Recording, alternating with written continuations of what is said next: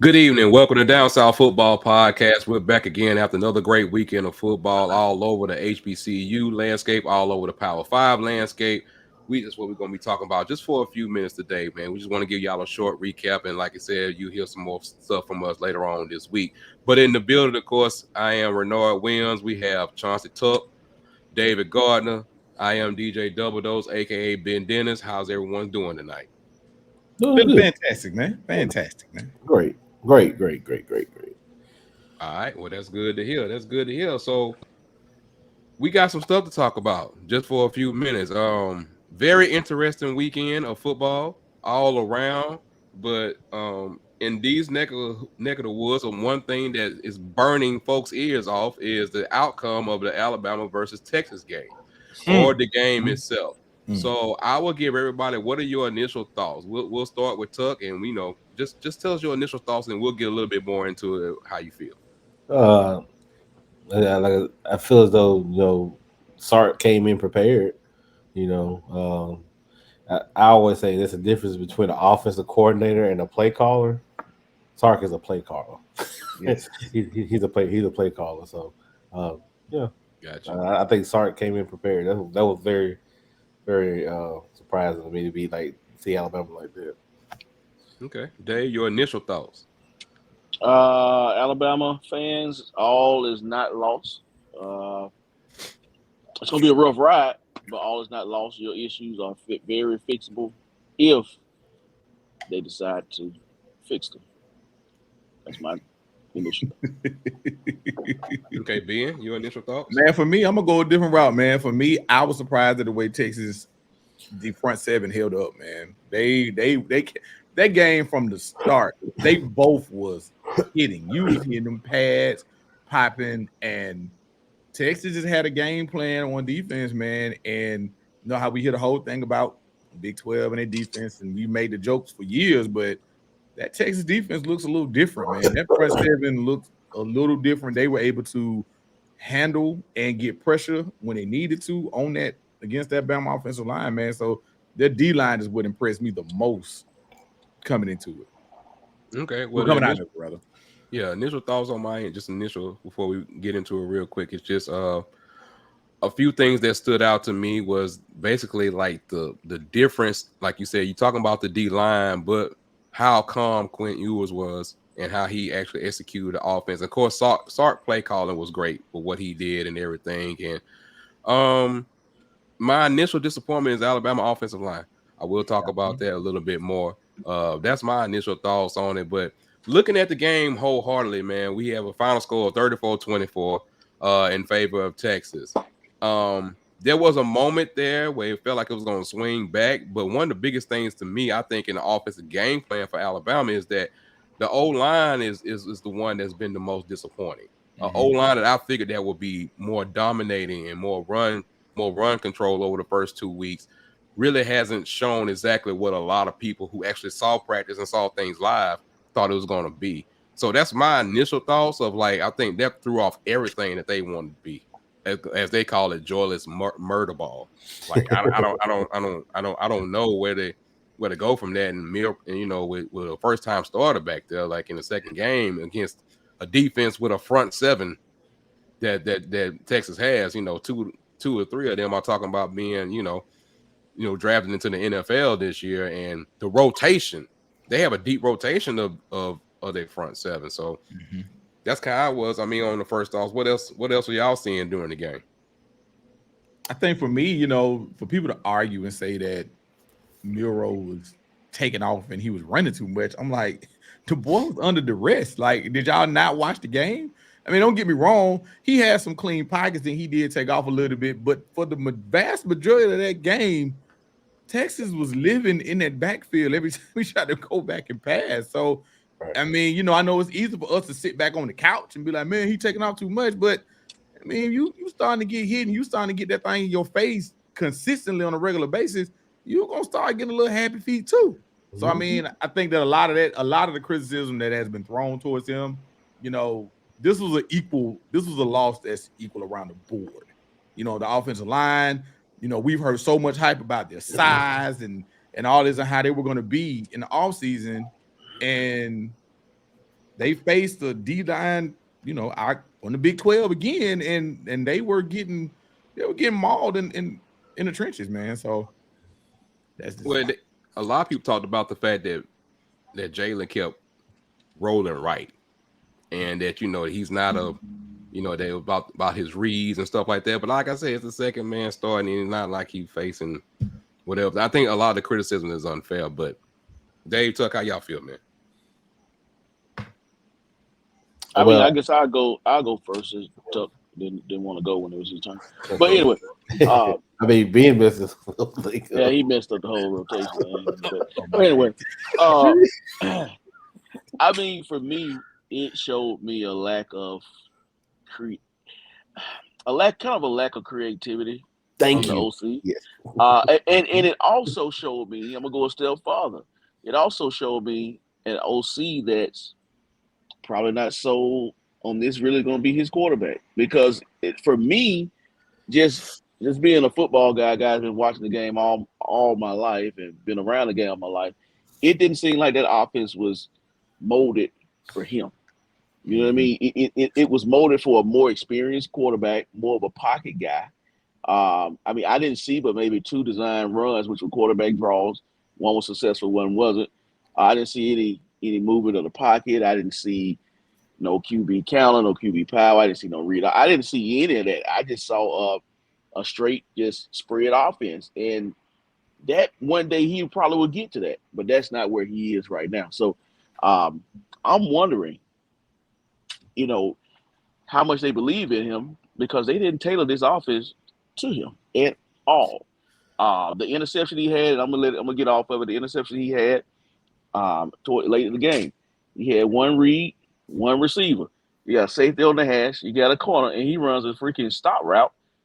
Hell, if I'm just gonna look over here and stare him down, which it ain't his fault, he stare him down. Hell, ain't nobody else over here.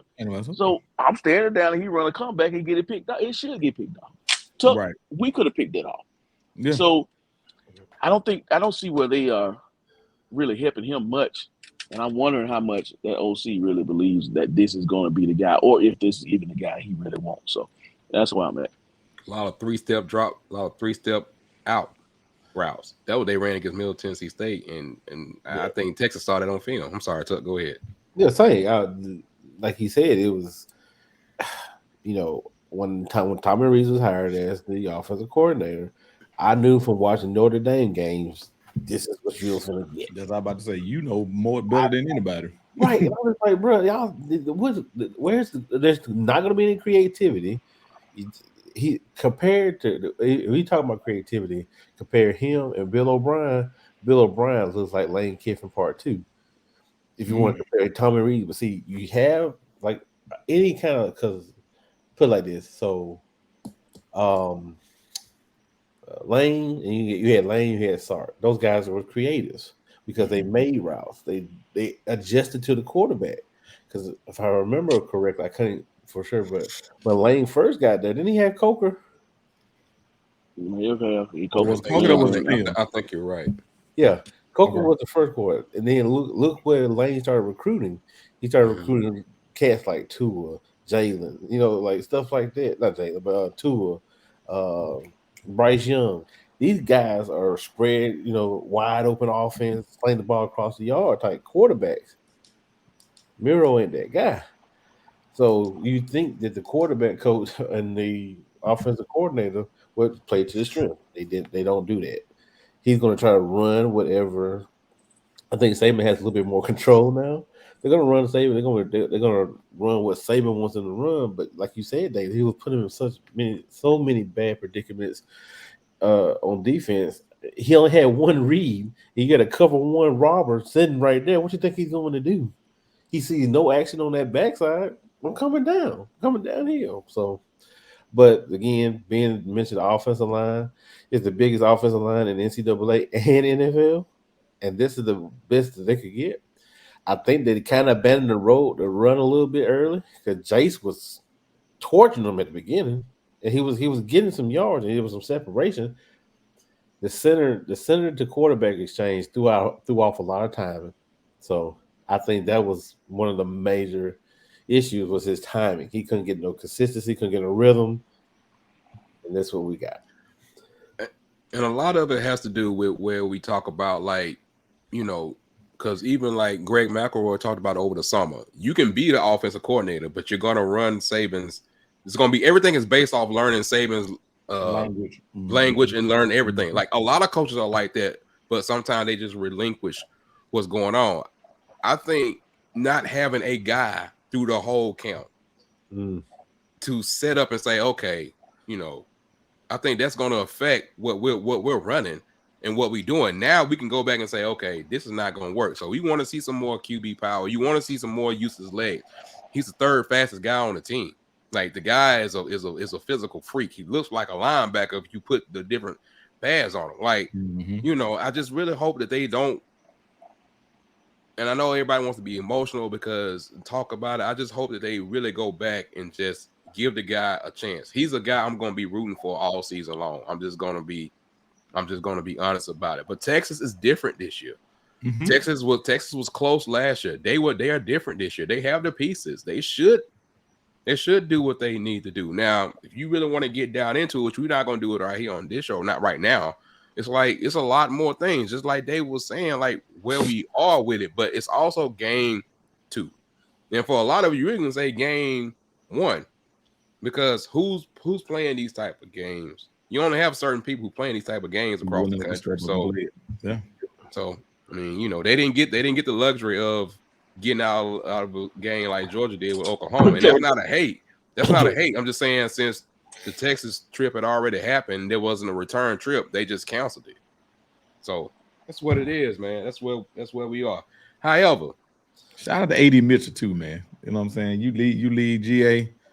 You go out there and you still balling, man. That's what's up, man. I definitely liked to see him doing his thing, man. You liked it? I liked it to see that. I liked it. Well, since we create new language on the show, speaking of liking something, the nation is liking it. Is likening what they seeing in Boulder, Colorado. Do you believe? Yeah, with that, and I will tell you with Nebraska versus Colorado, that's the game we're going to talk about next. But it's really more about Colorado because talking about Nebraska is a whole different ball game. So what we got to talk about with Colorado and where they are now, I don't know how many people predicted them to be 2-0. Where we gonna go now? The prime hysteria is even bigger because people I know that have never watched football before are watching just straight Colorado games. So how do y'all feel about where we are with a lot of this? I mean, we knew a few of the other people that were coming to their team. What they said now is 86 new players, which is a lot, which is your whole roster basically. So y'all tell me how you feeling about it. Whoever wants to go first can go. What's your initial thoughts on where we at with Nebraska versus Colorado? Nebraska's who we thought they were. I mean, Matt Rule, he should have stayed at Temple because there's. Whoa, why you gonna take you skip over Baylor? You everything. Hold on, bro. How you gonna just hate on the man's cheddar like that, bro? Let me tell you. Skipped over the Panthers and Baylor. Let me tell you. Look, he should have stayed at Temple. Okay, what we do there? How about you focus on Colorado? Because that's the story. That's the story. I'm saying I said Nebraska versus Colorado, but let's talk more about Colorado. The story of Colorado. Okay. Colorado is Deion has transformed not only that team but that community.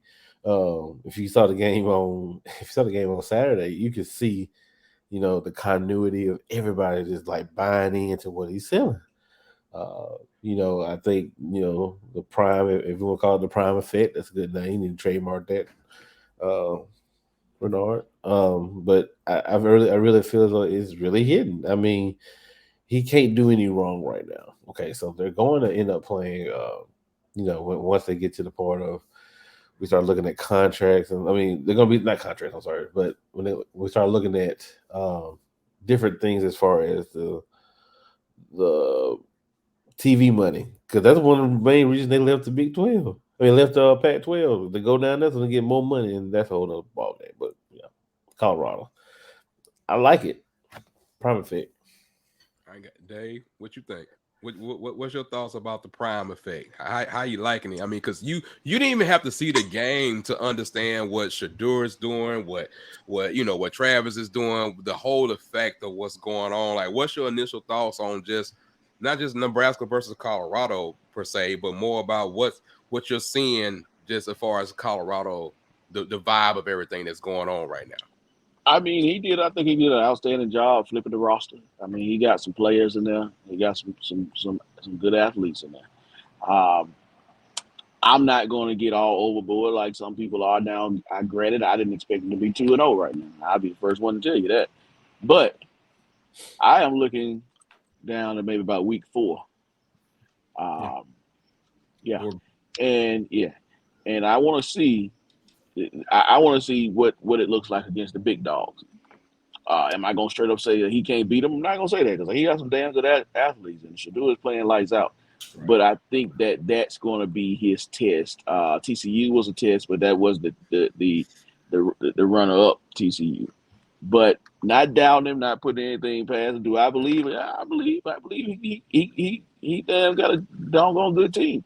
But I want to see him against the big dogs in the Pac-12, and if he can survive that, then hey, I'll see him in January. Okay, I got you. Ben, what about you? What's your initial thought? I mean, for me, I kind of wish he would have had it flip-flop. I wish that USC would have been before Oregon, simply because that USC defense, I think that they're going to still be able to put up the numbers that they've been able to put up. You know, like you said, what you do, he got over 900 yards in 2 games. I mean, at this point, at the pace that he's going at, you know, you can start mentioning him in the Heisman conversation. And I'm one of those people that I didn't think they were going to be 2-0, but I definitely thought they was going to be Nebraska.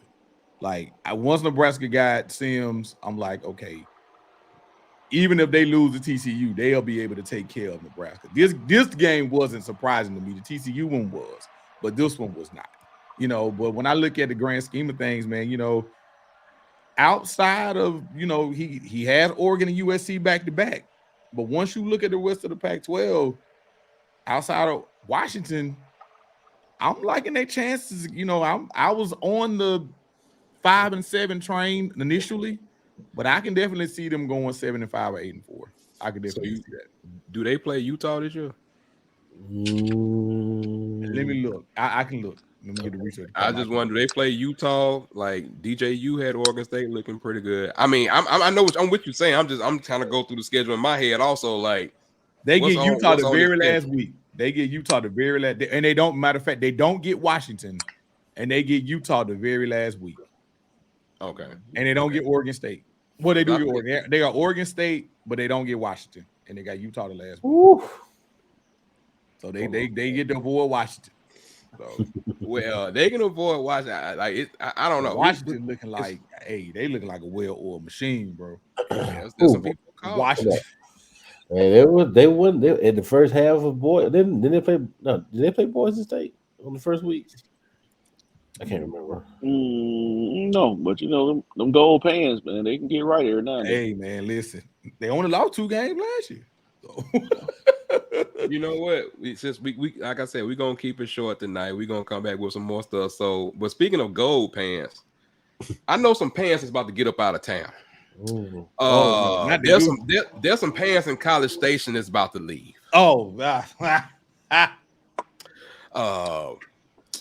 Jimbo, mediocre. Let's talk about a little bit about Texas A&M, Miami, but more importantly, shout out to Miami because y'all did what y'all had to do. But the question where we are with Texas A&M, when is enough? I mean, I'm not being funny. I mean, I'm asking a serious question. When is enough? We've heard about the talent. We've heard about a lot of things. We heard about Bobby Petrino. We heard all this and that. But when you watch Texas A&M, doesn't it just feel disjointed? That was not no Bobby Petrino offense. You can't tell me that it was. That was the same Jimbo damn offense, bro. That was not no Bobby Petrino offense. I mean, so y'all tell me, like, did it look disjointed to you? Like, did it look like something that was like going to be like oh yeah, like y'all can bounce back. I mean, I give Connor Wigman, how you say his name? Like he's the guy.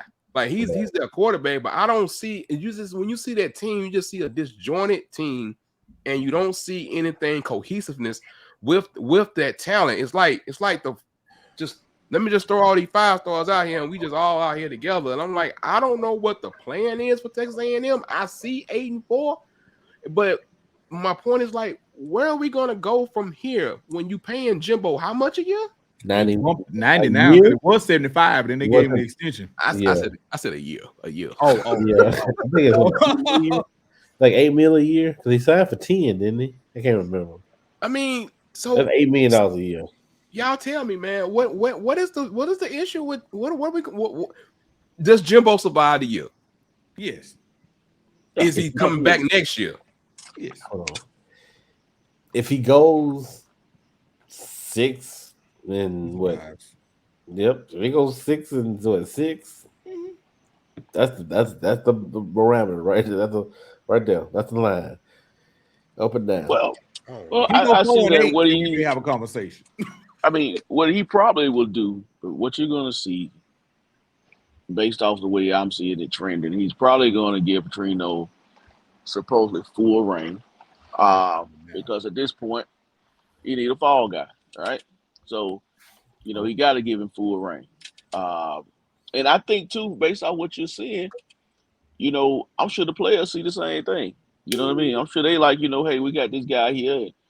You got two offensive guys. You already see one way is going, one way, and with Jimbo way, and that ain't working. And then you got the other side of it that probably got players saying that, hey, we want to do what Petrino can do. You know what I mean? So it looks like a team that's kind of torn, and that's why you probably mentioned that, Renard. You mentioned about you don't really see that cohesiveness because that locker room may be torn. I don't know. I mean, you bring this guy in here, and we still look like we did before. I mean, what's going on?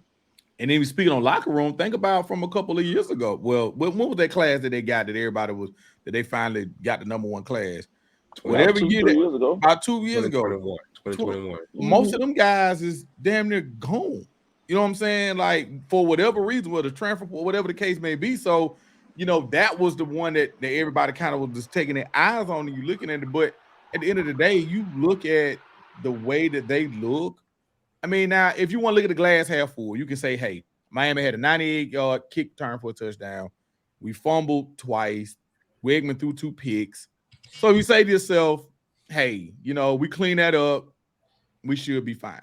If you want to look at it from that perspective, if that's the way you want to look at it, because you can, but at the same time, it's like, don't look good the way y'all got going on. It just don't look good altogether. But when Self says it's a team game. Mm-hmm. It don't matter what you gave up, what they gave up. It was a team thing. Offensively, in the first half, yes, there was no problem. I think we saw it was clicking. Jimbo started playing around in the second half in the play call because you could tell because he went back to that hat low. Mike talking in the mic with the play talking about, and I was like, "Oh, this ain't good. This ain't good." So I don't know, man. Like I said, that's maybe when we get Damian back on the show with more of his hate for Jimbo, he will let us know exactly what he thinks should happen with Jimbo and everything that's going on with that. I don't want to stay on that game too long, but I do, want to give. I was going to. Oh, you took word right out of my mouth. I was going to give a shout out to Miami, for winning that game and flipping back what a lot of people have been saying about them. Well, now the jury is still out on how good or whatever Texas A&M can end up being or Miami can be in. But for Cristobal, that offensive line looked like a Cristobal offensive line, and I would give them 100% credit. And if you throwing up the U right now, you should be happy. Yeah, for now. That's what I definitely want to say about that. For now, if you throwing up the U, so and y'all been through a lot, so y'all deserve it. Y'all definitely deserve it. Being sitting down there like, what are you talking about? What about me? Nah, but for real, but I'll just say in this particular instance, again, Texas A&M did have them down. He did have them down. They did. No, they fought back. It's all right. They still got North Carolina, Clemson, and us in a 3-week span, brother. It's gonna look real. It's gonna look real. Not so good. The only reason why Ben is giving Miami any credit is because Florida State is ranked in the top 5. I need him to be ranked. That's it. Just hold up, Miami. Just hold up. Split for Clemson, North Carolina. Hey, this ain't nothing ranked. This ain't nothing from a football standpoint. It's 100% because Florida State is in the top. Just be ranked, y'all just stay right there and just. I told you it's gonna go back to we gonna be ranked. I need another top 25 victory under my belt. Just be ranked, okay? Just be ranked. Speaking, you know what, Ben? No, I don't think that's not right. I'm gonna say it though. Speaking of under the belt, people don't know how to keep their belt closed. So before we get into what happened with the Boombox Classic over the weekend,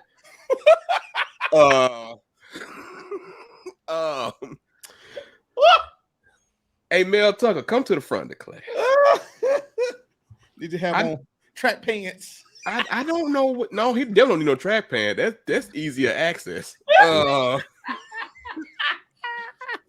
He need a double. So, anyway, if you don't know about what's going on with Mel Tucker and this investigation, with this sexual investigation and stuff that's going on, he's right now, even though they had reports of him being fired, right now he's been suspended, and it looks like for a lot of people it's a formality with the Title IX investigation that's happening. But I don't see him ever going on the sideline for Michigan State again. He says that the relationship is consensual and that they admitted they did have phone sex, and there were some other details about how he was actually she claimed stalking her, and saying like how he was telling her how he could sneak into her hotel room. All this is very allegedly, so please understand that, people. Everything is allegedly, but this is just what's being reported. So tell me, anybody can start. How y'all feel about this whole situation with Mel Tucker and what's going on in Michigan State right now? First of all, I just want everybody to know his last name is Tucker. His last name is not Tuck. I was about to ask you, well, that's your own. We are not affiliated with the Tuckers. And let me find out he's from Coos. Oh my God. Anyway, so it's Tuck. So we'll know how to make a statement. Just let everybody know that.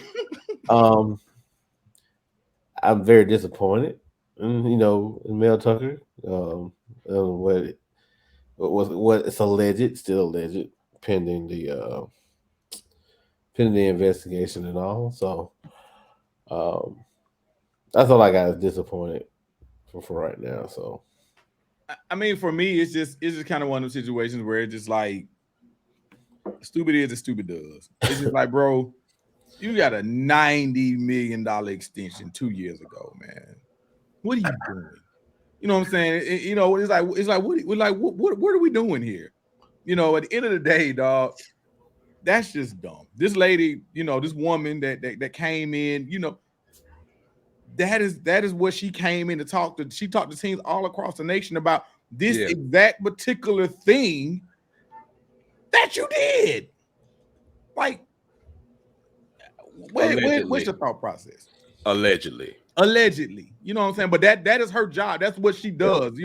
She goes from university to university to discuss this exact type of thing. Well, in this particular spot, she didn't have to go too far because what's going on. On that note, we going to Dave. Dave. Hey man, I'm gonna take a whole different approach, and it may not be the popular one, but I think it's one that needs to be talked about. Talk to me. Some people are opportunists. You know what I mean? We get the news and we run with it, and I'm not saying I don't know the facts. I don't know who's right, who's wrong, or indifferent. But in our society, when something like that comes around, it's always the finger gonna get pointed at the man before all the facts are out. And again, I'm not saying that he didn't do it. I'm not saying that she's lying or if he's lying. I don't know. But at the same time, if this is her business, when her stock go up, if I can say, hey, I was a victim of it. So let's not be so quick to throw this man under the bus before we get all the facts. So that's my standpoint. No, that's a good we, point. we have breaking news. Of course, on Monday, Mel Tucker doubled down on his claim that he is innocent of wrongdoing in the statement on Monday, right? Okay. His statement, however, directly contradicts the statements he previously made to the Title IX investigator. Now, breaking news, the lady, Brenda Tracy, has her response to Coach Tucker's statement. Oh no. Oh Lord. This is just more of the same old stuff: deflection, victim blaming, and lies that I've been dealing with now for months.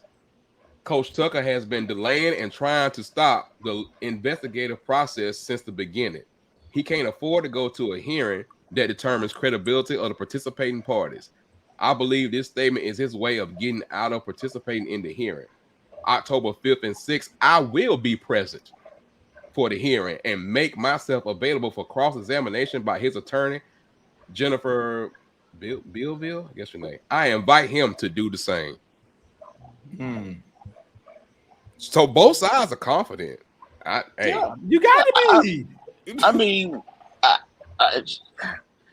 honestly, don't say that to in response to your statement. Right, I was right, just right, saying because right, it just right, came right. across my phone. Yeah. yeah. I mean, I'm just like, bro. I mean, the stuff that he's being crucified for, and he could be wrong, but he could not be wrong. I mean, it's stuff that happens every day. I mean, if you involved with a young lady or whoever, I mean, y'all got a relationship. He felt comfortable enough to send whatever. I mean, I'm wondering, has he ever had any prior incidents other than this? And I mean, I don't know. So You know, I mean, yeah, it's a technology world. I mean, you do, it Yeah. happens. yeah, And that's the crazy part about it is, I guess you look at it like that. Like you said, it's a technology world. Both sides are saying their points, but where are the receipts? well, they Because in this day and age, at least he did admit to like the when I say like admit, I'm saying like he did say they had consensual right? Yeah, phone consensual. sex. Right. Yeah, that's he's saying Right. consensual. She's saying that Right. this is part of another thing that he's been doing with her, then coming to the hotel room. Like I'm with y'all, like like innocent proven guilty, because I know everybody remember Duke Lacrosse. There you Yeah. go. I was Yeah. just about to bring that up. But yeah, because with was that part of Title IX though? It do.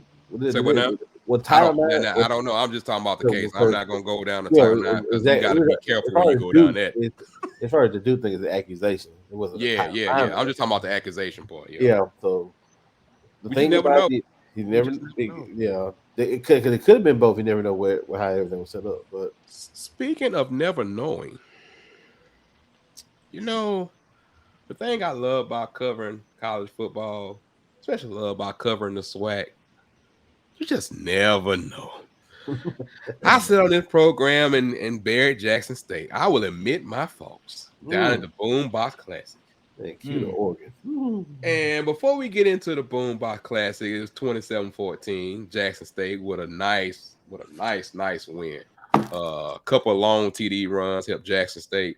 Well, Hunt's TD run helped Jackson State take it or whatever. But and a couple other people that was there. But Dave should be smiling from this, because Dave, just like I gave Ben time last week, I gotta give David Gardner time today. I don't want no time.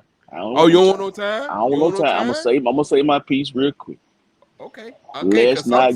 Something happened in Montgomery, which is we Yeah. have a lot I of. mean, that's your wheelhouse. I don't want no time. It's gonna be real quick. Number one, don't give up on Coach Dooley, because I saw some fire Coach Dooley's comments, about that. Don't give up on Coach yet. He still got time. Now, as far as the Alabama State of Miles, go Golden Bears, and I'm gonna leave it right there. Home team. Hey, I believe it right there. I'm not gonna do that. I am becoming a better person in 2023 up until the last Saturday of October. So shout out. I will say this though, big shout out to Coach Shade. He is also an ex NFL guy that's coaching at HBCU level, and this is a big win for him because he struggled last year. He had a young team. He's revamped it. So shout out to him. Big ups to the Miles College Golden Bears, man. Wish them much success on the rest of their season. But I'm not going to talk too much because we got Tuskegee for homecoming. So I'm not going to gloat. Tuskegee is strong. Now, if yes. y'all, So I'm not that, going. don't say too much. I got you. Ben, I can take something from it. You take something from that? I'm taking something from it. Hey, I'm gonna be quiet. I took something from Southern Mississippi this week. You know what I'm talking about? I'm taking something from everything. I got notes. You know what I'm talking about? I got Southern Mississippi notes. You know what I'm talking about? You know what I'm saying? In a way. You know, changed in a couple of years. What Renard said in the text, like come at you fast, don't it? And Renard said earlier today. Hey, so Renard, why is he exposing personal information? I'm glad don't nobody know what I'm talking about. What we're talking about. Renard, I'm yielding my time to after September 30th, to after we take care of Tuskegee. Nice. And then I give me the full screen. Nice. That would be smart because tonight, the topic on a lot of people's shows and a lot of topic in the HBCU community is how the D2 HBCUs are beating the D1 HBCUs, and you're seeing that a lot, and you seeing teams like I said, like what Miles did. So and Tuskegee got a really good team this year that's looking really strong because I see ain't nobody scheduled Benedict, ain't nobody that crazy. You don't want that on your resume, but yeah, Dad, y'all got Ben to take care of in about 2 weeks. And it looks like a tighter game than what a lot of people were figuring when the game was quote unquote scheduled. But we got a lot of questions where I wish we could dive a little bit more deeper with the quarterback thing and what was said in the press conference today from Coach Robinson, talking about D. Davis, talking about the UAB transfer. There's a lot of people calling for a lot of things because the only thing they see is Miles versus Alabama State, not knowing that a lot of people are transferring. Y'all should have been listening. We talked to y'all about about the transfer portal and how it's really affecting. We talk about how it happens in Power 5, but I don't think people really understand how it's really affecting a lot of like the conferences like the SWAC or like the MEAC or even lower, where it's with CIAA or the SIAC. Like you got a lot of talent. Like you said, if you can play, you can play. Some people just looking for a platform to get recognized because in this age of internet, you can get it done anywhere. All right. So that's what it was. So I had to get. Dave didn't want to take his minute. He didn't want to take his minute. I get it, bro. I get it. Because he got Ben to take care of. But speaking of getting Ben to taken care of, we do want. I just want to hit on for a few minutes because we doing it very, very short. Like Jackson State and Southern, were you surprised? That's my question to everybody. Were you surprised? No. That's it. They need to bounce back from that debacle that happened in Miami last week, and this was expected. I mean, I think Jackson State got a lot to say. Them losing the FAM, that's kind of one of those situations where a lot of us picked FAM to win the SWAC. I wasn't that surprised about them losing the FAM, but against Southern, they had to bounce back and they needed a victory. Yeah, and they played. Yeah, I picked Southern in that game because I thought they would bounce back after the loss down in Montgomery, and they was at home. But when I look at it, and I really look at it a little closer, when Jackson State played FAM dominated that game, but that game they jumped on them real quick. They opening kickoff return. That game kind of got away from Jackson State, but they bounced back this week. Now I'm really wondering how good Southern really is because you've lost to Alabama State. Now you've lost to Jackson State, and Miles went down and beat Alabama State. So now I gotta, wonder how good this Southern team is going to be this year. But the good thing is that loss to Alabama State won't hurt them, and I don't believe the Jackson State will hurt them. Williams, I can't remember. They're not on the same side. Yeah, they're not the same. I don't think so. Well, not just that, but I know the Alabama State, even though it was a conference game, it wasn't a conference game. It wasn't a conference game. Yeah, it was one of the ones that was not a conference game. Right. So if they can rally together and take care of business throughout on down the season, but they got another tough matchup. They can easily go 0-3 because they got Alabama A&M coming to town this Saturday. So a pretty hot Alabama A&M team that played bandit tough. They just put up 50 points on Lane. But we're gonna see. I'm hoping the program bounces back. I like Coach Dooley. I'm a Coach Dooley fan, so I'm pulling for him. Yeah, and I was pulling for Florida A&M, man, because Florida A&M was playing South Florida. It was 38. Yeah. Final score was 38-24, and then at one time, if I remember right, it was less than a 1-score game. I can't remember the exact score that it was, but fam was right there, and things happen within the game. And it was really close. Like I said, having 6 screens on a Saturday, sometimes things get. There's still not enough, and then that's a crying shame. But yeah, I had to go back to do that kind of stuff like that. But Dave, y'all had a big win. Against Lane, y'all had a really big win out A&M. That's anytime you can get a win, man. You can't say nothing about it. Now Prairie View and Grambling, we can't talk about y'all. I know. Hey, Grambling played tough, Grambling hung in that first quarter. No, they did. That game was a little nip and tuck. It was for a little longer than I'm sure some LSU people would have wanted it to be. I appreciate that because I took Grambling plus the points in the first half. Thank you, Grambling. I appreciate you. I like y'all. Thank y'all for blessing my pockets this time. And some other people who shall remain nameless that bless my pocket this weekend. But it was. I mean, I think at some point, I think this is the week that UCLA plays North Carolina Central. I think it's this week. Mm-hmm. We went off on the MEAC a little bit. I think this is the week that they do that. So I'm interested, man. Like my motto, it's not about the helmet, it's who in the helmet.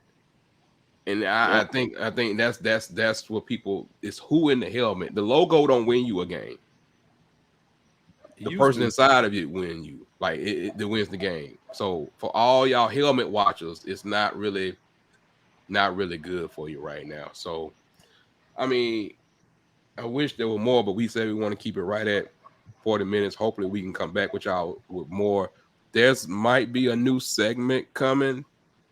There might be some new things coming. So please stay tuned. Did Chauncey Tuck leave? Man, who knows, man? He probably got hungry again. He fixing the board. The call's gonna come in. Call's coming in next week. Yeah, the call's gonna come in. Call's coming in next he finishing the intro. Yeah. Shout out That's to what he doing. Shout out to man. Hardest working man. He finishing the intro that everybody been on my back about. Okay. All right, my bad. Okay, whatever. But we just want like for a few minutes. We'll be back. Y'all know if nothing else, we'll be back on Thursday. But it's a short synopsis of what happened this weekend. It's rare to get all 4 of us at a time. We can all record. So hey, shout out to everybody that's on here, man. Dave for doing it from on location, and for everybody taking a few minutes right now. But for Down South football, man, this is your man Renard Williams. Chauncey Tuck is somewhere. We don't know where he is. For David Gardner, for Mr. I am DJ Double Dose, Ben Dennis. Y'all ain't got anything else, man. That's it. Hey, man, y'all good? Man. Looking forward to Clemson in 2 weeks, baby. That's it. Hey, man. we'll be back with y'all on Thursday, man, for prediction show. Hopefully, we'll have something back on here before then. So just keep us on the lookout. Appreciate y'all for subscribing and looking up. Holla, we out.